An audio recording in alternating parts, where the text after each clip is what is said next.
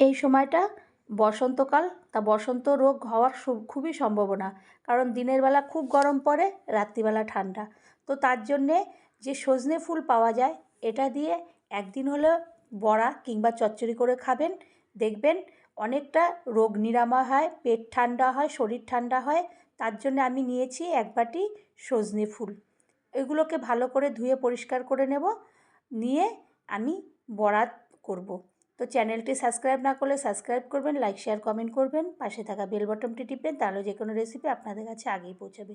এরপরে আমি একটা থালা নিলাম, দিয়ে দিলাম 1 বাটি চালের গুঁড়ো। চালের গুঁড়োটা দিলে বড়াটা খুব মচমচে হবে। দিয়ে দেবো কালো জিরা, লঙ্কার গুঁড়ো, হলুদের গুঁড়ো, লবণ আর একটু চিনি।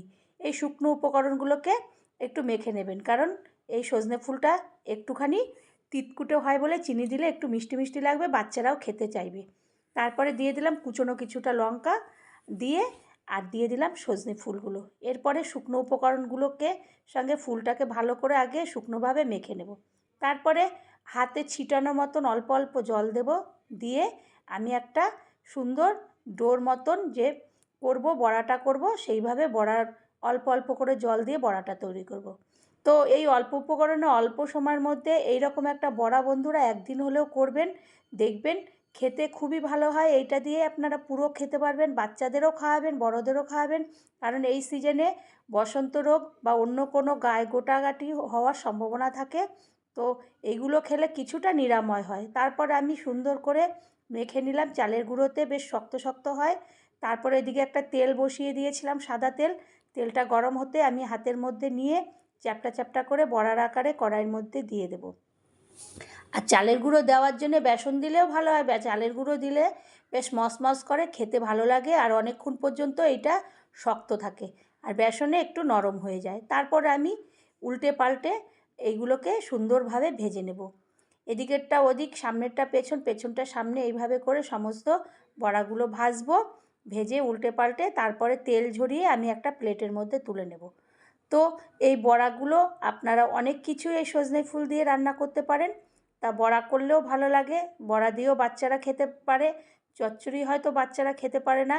আর এই সময়টা খুবই রোগ হচ্ছে সবার ঘরে ঘরে, তো এরকম বড়া কিংবা ফুল কিছুটা নিরাময় হয়, তার জন্যে এরকমও একদিন হলেও করবেন। তারপরে আমি প্লেটের মধ্যে বড়াগুলো তেল ছেঁকে একে একে তুলে নিচ্ছি। তারপরে আবারও যে কটা ছিল কড়াইয়ের মধ্যে আবারও দিয়ে দেব, হাতে চ্যাপটা চ্যাপটা করে দিয়ে সমস্ত বড়াগুলো এইভাবে করে আবার উল্টে পাল্টে লাল লাল করে একটু আমি ভেজে নেব। দেওয়া হয়ে গেল, আরও দুটো একটা দেব, দিয়ে আমার দেওয়া হয়ে যাবে। এরপরে কিছুক্ষণ পরে 2 মিনিট 3 মিনিট পরে আমি ওটাকে উল্টে দেব, যেহেতু চালের গুঁড়ো আছে, চট করে ওটা বেশ সুন্দরভাবে হয়ে যাবে, উল্টানোও কোনো অসুবিধা হবে না, এটা একটা বড়াও ভাঙবে না, আর সুন্দরভাবে আমি উল্টে পাল্টে ওটাকে ভেজে নিলাম। এরপরে একটু লালচে লালচে করে তেল ঝরিয়ে আবারও যেই প্লেটে রেখেছিলাম বাদবাকিগুলোকে সেই প্লেটে রেখে দিলাম। এরপরে আমি কিছুটা লঙ্কা ভেজে নেব। এটাকে আপনি লঙ্কা দিয়ে পুরো গরম ভাতের মধ্যে এইটা খেয়ে নিতে পারবেন, আর বাচ্চাদের কিংবা বড়োদের সবাইকে দিলে তারাও সুন্দরভাবে এটা খেয়ে নেবে, তারা ধরতেই পারবে না কিসের এই বড়াটা।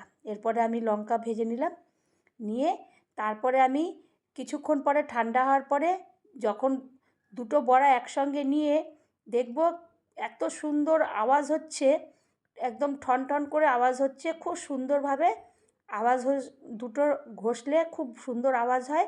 এরপর আমি ছিঁড়ব, দেখব ভেতরটা খুব সুন্দরভাবে হয়ে গেছে, আর কোনো সব ফুলগুলো সিদ্ধ হয়ে গেছে, খুব সুন্দর হয়েছে। ভালো লাগলে আবারও কোনো রেসিপিতে দেখা হবে। ধন্যবাদ।